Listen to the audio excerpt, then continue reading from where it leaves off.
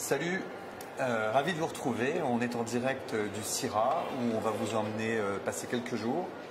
On est donc au CIRA qui est le grand événement qui a lieu tous les 2 ans et qui rassemble toute la famille de la restauration et de la gastronomie.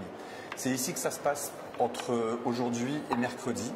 C'est là que tout se passe, c'est là qu'on croise tout le monde. Donc si vous n'êtes pas encore venu, on est content de vous emmener pour ces lives. Et sinon, dépêchez-vous de sauter dans un train et de venir nous rejoindre ici.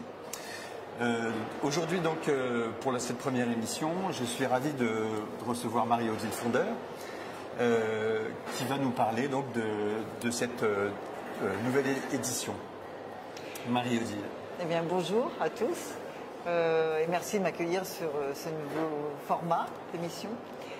Alors, le CIRA, c'est la référence mondiale de la restauration et de l'hôtellerie, de l'alimentation. C'est là où se décide l'assiette de demain. Et effectivement, tous les décideurs de la planète, que ce soit des chefs de cuisine, des directeurs de food and beverage, de chaînes de restaurants, d'hôtels, viennent au CIRA pour y découvrir toutes les innovations, les nouveautés concoctées par nos exposants. On a plus de 900 nouveautés. Et le CIRA atteint une dimension qui devient extraordinaire, où on a plus de 3700 exposants et marques représentées, dont 25% d'international, enfin 28% d'international. Et les visiteurs qu'on attend, ils sont plus de 200 000 professionnels du monde entier. On a un réseau de chefs qui fait 25 000, enfin en 2017 c'était 25 000 chefs à venir de plus de 86 pays. Et c'est là que tout le monde se rejoint pour discuter, pour découvrir, se rencontrer. Il y a une atmosphère chaleureuse, exceptionnelle, vraiment conviviale. Vraiment conviviale. Il y a quelques odeurs, mais qui sont discrètes finalement. Et voilà, tout se passe bien. Parfait. Et alors, est-ce que tu peux nous parler des tendances de cette année, toi qui as connu plusieurs CIRA, parce que tu n'en es pas ton coup d'essai d'organisation des CIRA? Oui.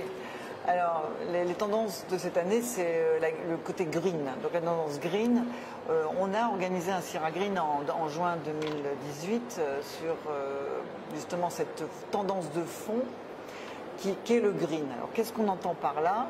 C'est les produits bio, mais pas seulement, issus de l'agriculture raisonnée, des circuits courts, les produits locaux, les produits sans allergènes et ceux qui répondent à toutes les problématiques de santé des nouveaux consommateurs, qu'on appelle les millennials, entre 20 et 35 ans, qui ont affaire à des intolérances alimentaires, à des allergies ou des maladies qui viennent de ce qu'ils ont pu consommer depuis leur enfance.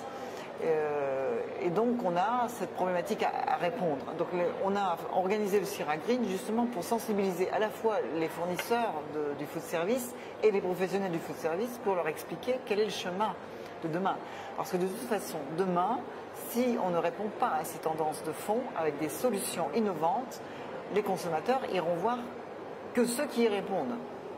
Donc aujourd'hui, il y a des restaurateurs ou des boulangers, des pâtissiers qui ont des difficultés parce qu'ils ne répondent pas à ces problématiques.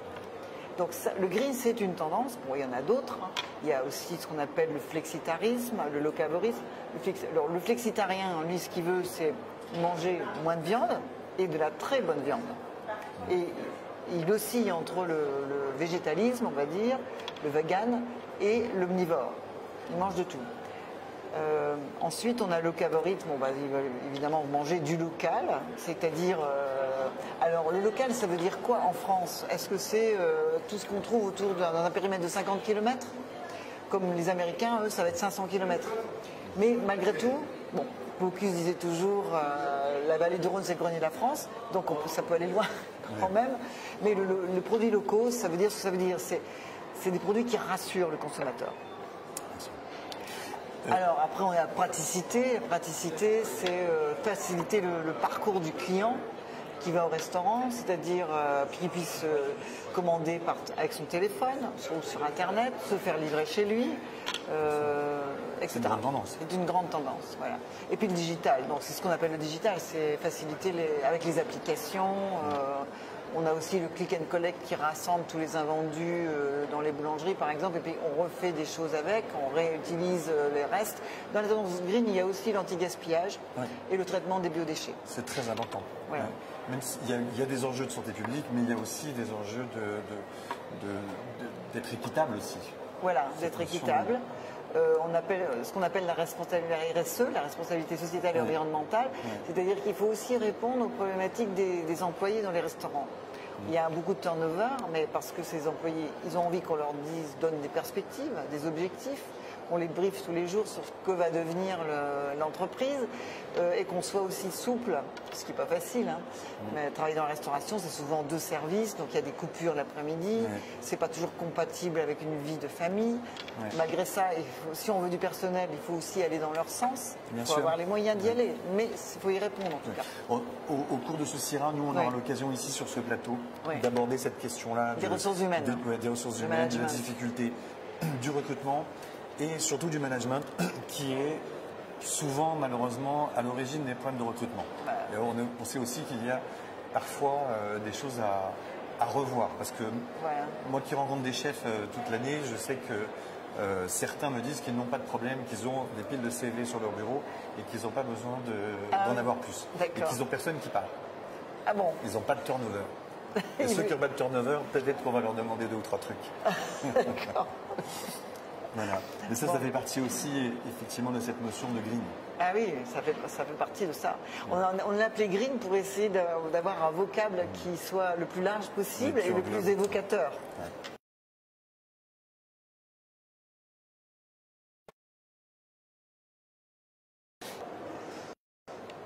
Alors c'est toujours des nouveautés, des innovations. Ils doivent revisiter leur carte en permanence. Parce que le consommateur d'aujourd'hui, il a besoin d'être surpris. Donc, il faut renouveler régulièrement. Le client, le consommateur va en restaurant pour découvrir de nouvelles choses, vivre une expérience. Pas seulement dans la haute gastronomie, hein, mais aussi dans la restauration de brasserie.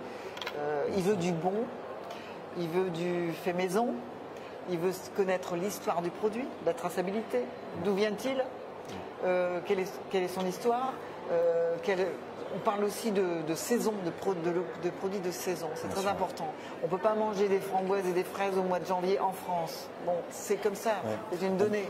On parle de ça, que je ne dise pas de bêtises, lundi soir avec Nina Métayer et Muriel Aublet-Cuvelier. Très bien, très bien. On va parler justement parce que la pâtisserie, c'est là où il y a encore le plus de retard sur le respect des saisons. Ah oui, tout à fait. J'y tiens beaucoup.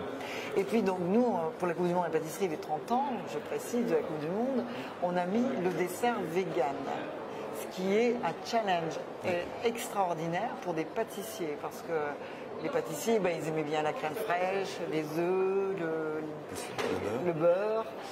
Pour faire un bon croissant, il fallait 50% de beurre, etc. Bon, mais on a affaire à des gens qui ont des problématiques de santé.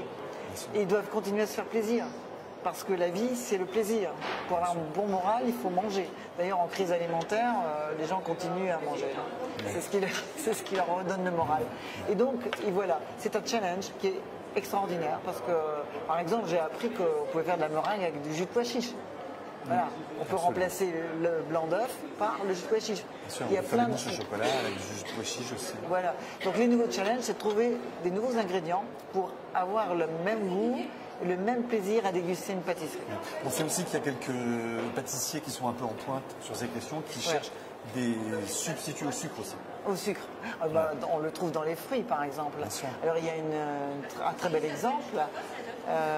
C'est donc Alix Bernon qui a créé une pâtisserie qui s'appelle Les Belles Envies, qui elle-même est diabétique et qui donc a une pâtisserie qui présente des gâteaux sans sucre. Oui. C'est toujours intéressant d'approcher des chefs qui ont comme ça des intolérances alimentaires. On connaît le cas aussi de Nadia Samut, qui fait des choses absolument merveilleuses, absolument merveilleuses, avec effectivement en ayant supprimé complètement le gluten. Et je dois dire que je suis bluffé, son pain est meilleur que beaucoup de pains qu'on mange à base de gluten. Alors on a une nouveauté, ça me fait penser à ça, qui s'appelle la farine de banane verte sur le salon, qui avait un prix innovation. Bon, j'ai goûté les produits tout à l'heure et je leur ai dit, mais il faut faire travailler des professionnels sur le produit pour qu'ils inventent les meilleures recettes. C'est pour ça qu'on dit que l'innovation vient du food service, des professionnels du food service. C'est parce que le produit, s'il n'y a pas la touche du professionnel qui va imaginer la meilleure recette pour donner le meilleur goût, pour le sublimer, ça ne fonctionne pas. Et ça a été le problème des produits bio, c'est qu'ils n'ont pas travaillé avec des professionnels du food service pour sublimer leurs produits. Ouais. Voilà, c'est le challenge de tous les jours de ces professionnels du food service. Ce sont des gens passionnés qui essayent de trouver des recettes pour vivre une expérience, pour faire vivre une expérience à leurs clients. Absolument. Alors maintenant, il faut que tu nous parles des événements. Oui. Il y a une pluie d'événements. Oui, sur ce c'est CIRA le côté auquel unique. on peut tous assister avec grand plaisir. Voilà. C'est pour ça que le CIRA est unique au monde en termes de concept. C'est parce qu'on a des événements dans l'événement. Alors, quels événements? On a des concours, bien sûr, on a plus de 25 concours. Alors, on a des concours internationaux avec une scène de concours qui est magnifique, qui fait plus de 8000 m². C'est avec des tribunes, avec des backstage, la table du jury de dégustation. Donc, c'est une scène magnifique qu'on revisite avec des designers à chaque édition. Et on a aussi 4 autres espaces. Donc, on a Tendance Pain pour le pain, la maison de la pâtisserie, et puis Cuisine en scène. Donc avec des concours qui changent par demi-journée et qui illustrent tous les segments de marché. Parce qu'il y a beaucoup de segments de marché dans le food service. On peut avoir la restauration collective, on a le trophée maître d'hôtel parce que le service à table revient à la mode. On a trouvé le focus des médias sur les chefs de cuisine. Le chef de cuisine il est d'abord dans sa cuisine. Il ne peut pas régler les problèmes des clients. Le rôle du maître d'hôtel, c'est d'être à l'écoute du client qui a ses problématiques, qui a envie qu'on l'écoute et qu'on réponde à ces problématiques. Même si on ne peut pas répondre à tout, c'est au moins être là pour lui renvoyer ce qu'on a entendu, ce qu'on a compris, et puis le soigner, quoi. Il a besoin de ça. Bien sûr. Et l'accueillir. L'accueillir avec le sourire. C'est très important, cette notion d'expérience client. Mettre à l'aise. Oui, bien sûr. Il y a quelques grands acteurs de la salle qui nous en parlent bien et qui viendront nous en parler ici aussi. Voilà. Hein. C'est très bien. Parce que je suis très attaché à ça. Oui. Parce que moi, je ne suis pas un cuisinier, je suis en salle et j'ai envie d'être bien traité. Voilà. C'est ça. Alors, d'autres concours, on a eu le Trophée Masse, on a eu le concours des métiers de bouche, quand même. Il faut savoir que le CIRA, à l'origine, c'était l'association des métiers de bouche qui l'a créé. Donc, on tient à ce que les métiers de bouche soient aussi représentés. Parce qu'ils ont des savoir-faire ancestraux. C'est eux qui ont montré le chemin de l'authenticité, de l'excellence, du savoir-faire dans le chocolat, dans le fromage. On a 2 concours de fromage, par exemple. Le fromage est un produit qui revient à la mode. Il n'y a plus que le plateau de fromage qu'on a un repas, il y a aussi des repas uniquement à base de fromage ou des spécialités culinaires à la base de fromage. Donc on a 2 concours en fromage. On a aussi les charcuteries, la boucherie, parce que la viande, même si on a ce phénomène de vegan qui nous a pas mal pollué, il faut respecter la liberté de chacun de consommer ce qu'il a envie. Bien sûr, plus que jamais. Tout en les incitant à manger du bon, comme tu disais tout à l'heure. Moins de viande, mais meilleur. Ah oui, d'ailleurs, on a beaucoup d'exemples sur le CIRA de viande excellente, hein, de très bonne viande.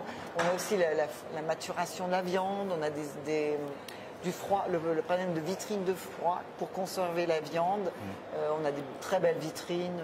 Donc tout le travail autour de la viande est important. Oui, c'est important de bien soigner la viande. Bien soigner. Et ceux qui l'aiment. Voilà. Alors on a, d'autres espaces.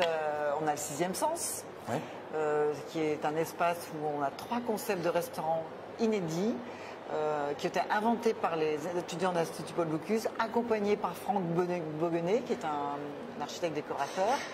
Et donc ces 3 restaurants illustrent les tendances dont je vous ai parlé, donc le flexitarisme, le locavorisme, la praticité, etc. Et donc ce sont des restaurants en live, parce que les étudiants de l'Institut Paul Bocuse sont là pour s'occuper des convives. Donc c'est un très bel espace. On a aussi un autre qui s'appelle le Wine Bar, qui est exceptionnel, qui a un design complètement revisité, très, très simple, mais très, très beau. Et dans ce wine bar, donc on peut déguster les vins, bien sûr, mais aussi on a ce côté bistronomie, qu'on a appelé Beaujolnomie, parce que le Beaujolais est présent. Et donc voilà, on a l'association des mets et vins dans le wine bar. Parfait. Très bel espace. D'accord. On parle du Bocuse, peut-être. Alors, le Bocuse d'Or. Donc, cette année, on a un hommage particulier à Paul Bocuse qui nous a quittés il y a un an maintenant. Et donc, on a choisi des thématiques qui font référence à ces valeurs fondamentales, qui étaient la viande avec les os et les poissons avec les arêtes. Donc là, on a choisi le carré de veau avec les 5 côtes premières pour donc, le plat à viande. Et aussi, pour faire un clin d'œil à un autre grand chef qui nous a quittés, qui s'appelle Joël Robuchon. Et on a choisi donc la chartreuse de légumes au coquillage. Et donc on avait déjà pris l'assiette végétale en 2017, donc on était déjà très green à l'époque. Et c'est important de mettre des thématiques tendances pour les concours, ces concours internationaux qui sont des véritables tremplins pour ces jeunes talents qui du jour au lendemain deviennent des stars et sont réclamés dans le monde entier. Et ces concours sont aussi des vitrines. Donc, oui, en termes des vitrines de tendance, bien sûr. En termes de tendance, de pédagogie, parce qu'il faut vraiment faire de la pédagogie auprès du grand public aussi. Oui. Auprès des chefs, bien sûr, qui suivent ces concours, mais aussi auprès du grand public. Au niveau de la technicité, ils inventent des nouvelles solutions techniques qui sont absolument incroyables. Ce sont des épreuves qui durent 5 heures. Il faut avoir un mental d'acier, de compétiteur pour arriver à gagner au milieu d'un brouhaha et d'un bruit de supporters. Mais c'est Paul Bocuse qui l'a voulu, puisqu'il était le premier à dire qu'il faut sortir le chef de sa cuisine. Bon, après, il a dit qu'il fallait qu'il y retourne, parce qu'on ne peut pas se contenter de faire de la médiatisation. Il a su y retourner d'ailleurs. Oui. Mais effectivement, ça ressemble plus à un stade de foot qu'à une cuisine. Mais bon, c'est ce qui aussi participe à l'ambiance, à cette atmosphère particulière au Syrah. Une espèce d'alchimie qui est indescriptible. Comme disait Jérôme Bocuse hier, le Syrah ne s'explique pas, ne se raconte pas, il se vit comme une expérience. D'ailleurs, il faut que vous veniez, on ne le dira jamais assez. Il faut venir nous rejoindre au Syrah. Donc, je ne vais pas te demander de pronostic, mais peut-être qu'il y a une équipe de France. Je lui souhaite de gagner, bien sûr. On aimerait bien que la France revienne sur le podium. Alors, le Bocuse, c'est aussi le concours qui permet de faire émerger certains pays. Je pense à la Hongrie, qui a fait un très bon score en 2017. Les États-Unis, qui n'ont quand même pas une tradition culinaire évidente, mais le Bocuse d'Or a été gagné par les Américains en 2017. C'était extraordinaire. Ce qui a fait plaisir à Paul Bocuse, qu'il y avait un peu de sang américain dans les veines après la guerre. Donc voilà, mais tout ça c'est important, puisque un concours ne peut pas être international s'il ne valorise pas tous les pays du monde entier. Et de valoriser aussi la culture, l'identité culinaire du pays. Et donc d'ailleurs le prochain Bocuse d'Or Europe aura lieu dans un pays, un petit pays qui s'appelle l'Estonie. Il y a 1,4 million d'habitants à Tallinn. Mais c'est un pays qui en veut beaucoup, qui veut montrer qu'il est capable. D'ailleurs c'est un pays où il a été inventé le Skype quand même. Donc très innovant, très porté sur tout ce qui est innovation. Et donc ce pays accueillera le prochain Bocuse d'Or. Bon, c'est un scoop, mais normalement ça doit être annoncé mercredi, mais enfin voilà. C'est pour montrer l'ouverture de C'est un scoop pour Bruit de Table. Voilà. Et puis l'Asie, l'Asie qu'on accueille avec plaisir. La Chine va participer au Bocuse d'Or. On a fait la sélection continentale de l'Asie-Pacifique à Canton, Guangzhou. Et donc la prochaine aura lieu en 2020, probablement à Guangzhou. Donc on a entamé les discussions. Et on souhaiterait que le Bocuse d'Or Americas ait lieu aux États-Unis. Donc on travaille sur ça. On sait que les Asiatiques gagnent beaucoup, remportent beaucoup de concours. Oui. Ils aiment bien les concours. Oui, ils aiment bien les concours et puis ils ont beaucoup de rigueur dans leur façon de travailler. Oui. Et ils sont très nombreux aujourd'hui dans les cuisines et ils s'imprègnent vraiment de ce qu'on fait. Voilà, c'est bien. Ici, moi je rencontre ici et à l'étranger, dans les cuisines étrangères aussi, beaucoup d'Asiatiques un peu partout en Europe. Ils vont très vite en tout cas. Ouais, c'est très bien. Je te remercie Marie-Odile. Voilà, on est content d'avoir pu vous présenter ce Syrah qui ouvre ces jours-ci. Donc si vous n'êtes pas encore venu, eh bien c'est demain, vous sautez dans un TGV et vous venez nous rejoindre. Ou dans un avion. Ou dans un avion, bien entendu. Venez nous rejoindre et venez participer, partager ce grand moment de convivialité pour la restauration et pour la gastronomie qu'est le Syrah. Merci à Marie-Odile, merci à vous tous de nous Merci avoir à suivis. toi. Et à